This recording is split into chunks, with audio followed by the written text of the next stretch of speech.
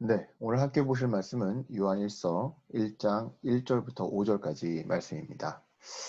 함께 읽도록 하겠습니다. 태초부터 있는 생명의 말씀에 관하여는 우리가 들은 바요, 눈으로 본 바요, 자세히 보고 우리의 손으로 만진 바라. 이 생명이 나타내신 바 된지라. 이 영원한 생명을 우리가 보았고 증언하여 너희에게 전하노니 이는 아버지와 함께 계시다가 우리에게 나타내신 바 된 이시니라. 우리가 보고 들은 바를 너희에게도 전함은 너희로 우리와 사귐이 있게 하려 함이니 우리의 사귐은 아버지와 그의 아들 예수 그리스도와 더불어 누림이라. 우리가 이것을 쓰면 우리의 기쁨이 충만하게 하려 함이라.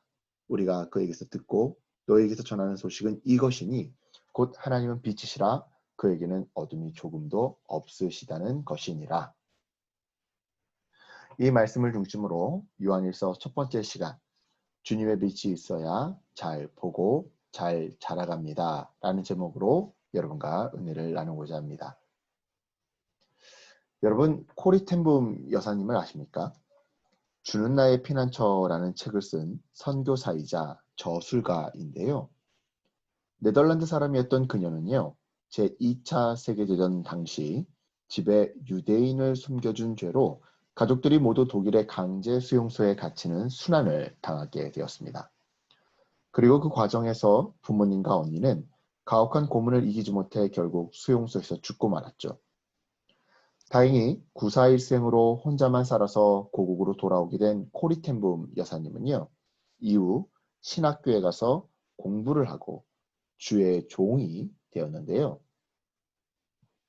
이처럼 최악의 고난과 함께 이어지는 주님의 회복을 경험했던 그녀가요. 살아생전에 이런 말을 남겼다고 합니다. 기차가 캄캄한 터널 속으로 들어가 어두워졌다고 해서 기차표를 찍거나 기차에서 뛰어내려서는 안 됩니다. 조용히 앉아 기관사를 믿고 기다리면 잠시 후 터널 밖 밝은 세상을 볼 수 있습니다. 자, 여러분. 지금 이 여사님의 말의 의미가 뭐죠? 네. 공포와 절망이 나를 둘러싸고 있다고 해도요. 인생을 포기해선 안 된다라는 겁니다. 왜요? 빛이 우리를 기다리고 있으니까요. 쉬운 말로 쨍하고 해뜰 날이 언젠가는 돌아오기 때문이라는 것이죠. 이런 의미에서 저는요. 그 여사님의 말에서 빛은 하나님으로 이해가 됩니다. 실제로 시편 27편 1절은 이렇게 증언합니다. 여호와는 나의 빛이요 나의 구원이시니 내가 누구를 두려워하리요. 여호와는 내 생명의 능력이시니 내가 누구를 무서워하리요. 아멘. 이어서 빛으로 인도하는 기관사는요. 우리를 하나님께로 인도하는 예수님으로 이해가 되는데요. 왜냐? 바로 요한복음 14장 6절 때문에 그렇습니다. 요한복음 14장 6절은 이렇게 증언합니다. 예수께서 이르시되 내가 곧 길이요 진리요 생명이니 나로 말미암지 않고는 아버지께로 올 자가 없느니라. 아멘. 자, 그렇다면 한번 상상해 봅시다. 기관사이신 예수님의 인도로 하나님의 품으로, 즉 빛의 영역으로 나아가요. 그러면 우리 행동이 어떻게 변화될까요? 어두운 터널을 지날 때는 앞이 보이지 않아 무서워서 웅크리고 앉아 말도 없이 겁을 먹었던 내가 빛이 들어오기 시작하면 다시 움직이기 시작합니다. 앞이 보이기 시작하고요. 옆 사람 얼굴도 확인하게 되죠. 대화도 나누고요. 이런 희망찬 모습으로 변화가 되는 것이죠. 그렇습니다. 빛이 비치면 우리 삶에는요. 이전에 어둠 아래에 있던 삶과는 분명한 차이점이 생겨요. 그렇다면 좀 더 구체적으로 묻겠습니다. 여러분, 빛 가운데 살아간다는 것은 어떤 의미일까요? 아니, 그 전에 도대체 우리 삶의 빛은 왜 필요한 걸까요? 우리 이 질문에 답을 찾아보면서 오늘 본문의 메시지를 살펴보도록 하겠습니다. 자, 오늘 본문을 통해 주님이 주시는 메시지는요. 1차적으로는 하나님은 빛으로 우리를 찾아오신다라는 메시지예요. 자, 5절 한번 보시겠습니까? 거기를 보시면 하나님은 뭐래요? 빛이시래요. 그렇다면 2차적으로 하나님은 빛이시다라는 이 말씀의 의미는 무엇일까요? 자, 이 빛의 의미에 대해서 우리는요. 중요성과 차별성으로 나누어 살펴볼 건데요. 중요성 두 가지, 차별성 두 가지. 이렇게 각각 두 가지씩 나누어서 살펴보도록 하겠습니다. 자, 먼저 주님의 빛이 중요한 이유는요. 빛이 있어야 보이기 때문이에요. 여러분, 눈이 아무리 좋으면 뭐합니까? 빛이 없으면 글씨를 못 읽어요. 그렇죠? 이런 의미에서 말씀드립니다. 여러분, 시력이 좋아서 잘 보는 게 아닙니다. 주님의 빛을 주님께서 비춰주고 계시기에 내가 볼 수 있는 것이죠.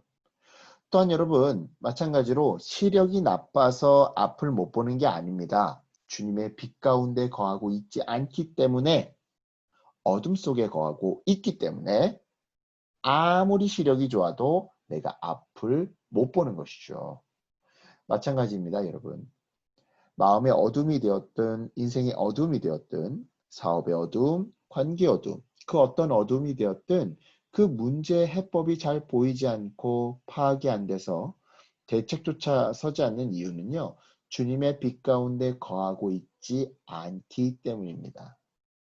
여러분, 나에게 아무리 뛰어난 통찰력과 경험과 눈썰미가 있다 하더라도요. 주님의 빛이 있어야 하는 겁니다. 즉, 주님의 빛 가운데 거해야 한다 이 말이죠. 이야기를 바꿔볼까요? 아무리 강력한 엔진과 아무리 두꺼운 철판으로 무장했다 하더라도요. 등대에 불빛이 있어야 앞이 보인다는 거예요. 여러분, 주님의 빛 가운데 거해야 합니다. 그래야 보여요. 그래야 파악을 해요. 그래야 대책을 세웁니다. 그래서 주님의 빛이 중요한 것이죠. 이어서 주님의 빛이 중요한 또 한 가지의 이유는요. 빛이 있어야 잘 자라기 때문입니다. 여러분, 씨앗이 아무리 튼실해도요. 빛을 못 받으면 자라지를 못해요. 싹이 안 터요. 이런 의미에서 창세기 1장 9절을 살펴보시기 바랍니다. 하나님이 땅을 덮고 있는 물을 한 곳으로 모아서 땅이 드러나게 하시는데요. 여러분, 이게 왜 중요하냐? 땅이 드러나야 빛을 받고 그래야 땅 속에 있는 생명들이 자라기 때문이에요. 맞잖아요. 그래서 창세기 1장 9절 다음에 이어지는 11절에서 하나님은 땅을 향해 열매 맺는 나무를 내라고 비로소 명령하시는 겁니다. 왜요? 이제야 비로소 물이 물러나고 빛이 비치기 시작했으니까요. 마찬가지입니다, 여러분. 아무리 눈물의 기도가 있어도요. 주님의 빛이 없으면 나도 자라지 못하고요. 내 가족도 직장도 교회도 자라지를 못해요. 다시 말해 주님의 빛이 없으면 내 눈물은 의미 없는 고통으로 끝나버린다 이 말이죠. 그래서 말씀드리는 겁니다. 여러분, 내 눈물이 의미 있는 고난, 의미 있는 기도가 되려면요. 그래서 우리의 인생이 고난을 뚫고 올라서려면요. 빛이 있어야 합니다. 그래야 성장하고 그래야 성숙해요. 그래서 빛이 중요한 것이죠. 정리하자면 하나님의 빛이 중요한 이유는요. 이 빛이 있어야 잘 보이고 잘 자라기 때문이에요. 여러분, 잘 자라기는 하는데 잘 안 보이잖아요. 그러면 싹이 땅 위로 자라기는커녕 땅 속으로 자랄지도 몰라요. 즉 인생의 방향이 잘못된다 이 말이죠. 잘 안 보이면요. 또한 잘 보이기는 하는데 잘 자라지 못하잖아요. 그러면 싹이 땅 위를 바라보기는 하는데 땅 위로 솟아나지를 못해요. 흙을 뚫고 올라서지를 못해요. 즉 인생의 제자리 걸음만 걷게 되더라 이 말이죠. 그렇다면 계속해서 진도를 나가봅시다. 여러분, 이처럼 중요한 주님의 빛이 여타의 세상 빛과 다른 점은 무엇일까요? 쉬운 말로 주님이 주시는 위로와 기쁨이 세상이 주는 위로와 기쁨과 어떻게 다르냐 이 말이에요. 우리는 그 차이를요. 야고보서 1장 17절에서 발견할 수 있는데요. 야고보서 1장 17절은요. 하나님의 빛은 회전하는 그림자가 없다라고 적었답니다. 자, 여러분, 회전하는 그림자가 없다라는 이 말씀의 의미가 도대체 무엇일까요? 먼저는 못 비추는 곳이 없다라는 의미입니다. 여러분, 그림자가 있다라는 말은요. 물리학적으로 빛이 닿지 않는 곳이 있다라는 말이에요. 즉 빛이 닿지 않는 곳이 있으니까 그 닿지 않는 방향으로 그림자가 생기더라는 것이죠. 이런 의미에서 세상이 주는 위로와 기쁨에는요, 내 인생에 닿지 않는 구석이 반드시 존재합니다. 맞잖아요. 누군가한테 문제를 털어놓고 위로를 듣는다고 해서 속이 100% 시원하던가요? 설령 마음은 시원해졌다 하더라도, 마음은 위로를 받았다 하더라도 문제는 여전히 그대로 남아있지 않던가요? 맞아요. 세상이 주는 위로와 기쁨은요, 우리 인생의 어두움을 실로 빈 공간 없이 속속들이 전부 다 비춰주지는 못해요. 반드시 못 비추는 공간이 생기기 나름이죠. 하지만 여러분 믿으시기 바랍니다. 주님이 주시는 위로와 기쁨은 달라요. 우리 인생 속의 깊은 그늘까지 다 속속들이 비춰주시고 밝혀주시고요. 또한 그렇게 만져주시고 회복시켜주시죠. 이건 제가 보증할 수 있습니다. 여러분 제가 25살에 성령체험 가운데 본 환상 중에 하나가요. 주님의 말씀의 그 빛이 제 마음속 깊은 바위 사이사이 햇빛도 안 되는 정말 그 어둡고 음침한 구석까지 다 훑고 비추고 지나가는 장면이었어요. 그런 후에 주님 앞에서 제 성장 과정 가운데 생긴 쓴뿌리를 치료해달라고 기도했을 때 주님은요. 어머니를 때리던 아버지에 대한 그 트라우마를요. 말끔히 치료해 주셨습니다. 그래서 나 역시도 그런 남편이 될지도 모른다라고 하는 트라우마를요. 말끔하게 역시 치료해 주셨던 것이죠. 여러분 이러한 주님의 빛이 없었다면요. 저 결혼 못했습니다. 아니 과거의 상처에 발목 잡혀서 절대 결혼 안 했겠죠. 하지만 주님은요. 실로 못 비추는 곳 없이 제 마음을 빛으로 모두 다 치료해 주셨습니다. 그래서 말씀드리는 겁니다. 여러분 주님의 빛은 달라요. 세상의 빛과는 다르다고요. 세상 빛과는 달리 못 비추는 곳이 없어요. 계속해서 회전하는 그림자가 없다라는 말은요. 두 번째로 부작용이 없다라는 말입니다. 여러분 그림자라고 하는 것은요. 문학적으로 볼 때 어떤 좋은 일에 대한 반대급부로 생기는 어두운 면, 쉽게 말해 부작용을 의미하거든요. 그런데 하나님의 빛은요. 그림자가 없대요. 즉 부작용이 없다라는 것이죠. 이런 맥락에서 세상이 주는 위로와 기쁨은요. 반드시 부작용이 있습니다. 생각해 보세요. 강아지를 키우면서 우리는 위로와 기쁨을 얻습니다. 그런데 문제는 그에 대한 부작용으로 어디 마음 편하게 여행 한번 못 가더라는 것이죠. 여행 한번 갈라 치면 강아지를 어디다 맡겨야 하나 이 고민 때문에 마음대로 집도 못 비운다니까요. 또한 술로 위로와 기쁨을 얻었다 치자고요. 문제는 허구한 날, 뭔 스트레스만 받았다 하면 술에 의지하는 겁니다. 그러다 어떻게 되는 겁니까? 건강도 망가지고 가족 관계도 망가지는 부작용을 얻게 되는 것이죠. 그렇습니다. 이처럼 세상이 주는 위로와 기쁨에는요. 반드시 부작용이 있습니다. 심지어는 약에도 부작용이 있다니까요. 하지만 여러분 주님이 주시는 위로와 기쁨에는요. 부작용이 없습니다. 주님을 의지하면 의지할수록 오히려 내 영혼이 회복되고 주변 관계도 회복되는 실로 치유의 역사만 가득하죠. 여러분 주님의 종들, 사역자들을 한번 살펴보시기 바랍니다. 목사가 되고 나서 행복하면 행복했지. 믿음으로 인한 부작용은 거의 없어요. 그렇죠? 여러분들의 목사님들을 살펴보면, 전도사님들의 삶을 살펴보면 아실 겁니다. 믿음으로 인한 부작용은 없어요. 그래서 여러분, 제가 다르다라고 말씀드리는 겁니다. 세상의 빛과는 달리 주님의 빛에는 그림자가 없습니다. 그렇습니다. 이처럼 우리 주님은요. 잘 보게 하시고 잘 자라게 하시는 그 빛으로 우리에게 찾아오십니다.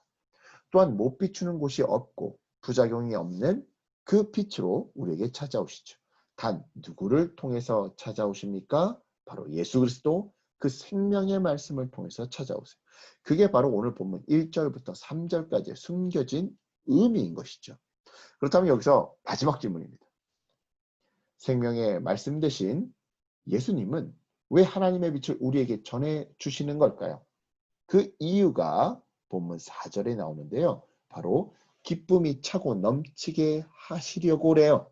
즉 우리 인생의 어두운 가운데 구석구석이 다 비춰져서 잘 보이는 바로 그런 기쁨을 주시려고, 또한 우리 인생의 어두운 가운데 부작용 없이 그 어둠을 뚫고 잘 자라나가는 그 기쁨을 주시려고 예수님은 생명의 말씀을 통해 하나님의 빛을 우리에게 비춰 주시더라는 것이죠.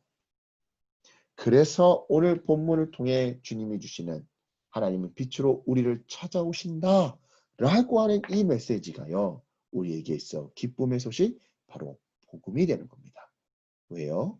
이처럼 중요하고 뛰어난 빛이 우리가 찾기도 전에 예수님을 통해 우리에게 먼저 찾아와 주셨으니까요.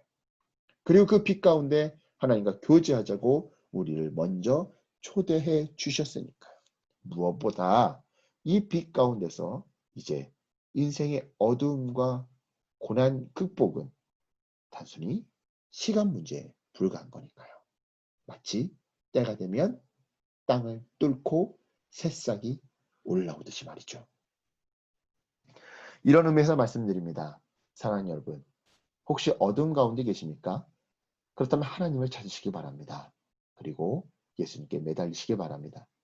정확히는 말씀을 통해 빛 가운데 거하세요. 말씀을 읽으시고 묵상하시고요. 묵상한 말씀 붙들고 기도하시고 기도하신 대로 살아가세요. 여러분, 그게 바로 예수님께 매달리는 방법이고요. 그렇게 할 때 기관차의 기관사가 되신 예수님이요, 우리를 터널 끝 바로 그 영원한 빛으로 인도하십니다. 그러면 됩니다. 그러면 다시 방향이 보이고요. 고난을 뚫고 성장할 수 있습니다.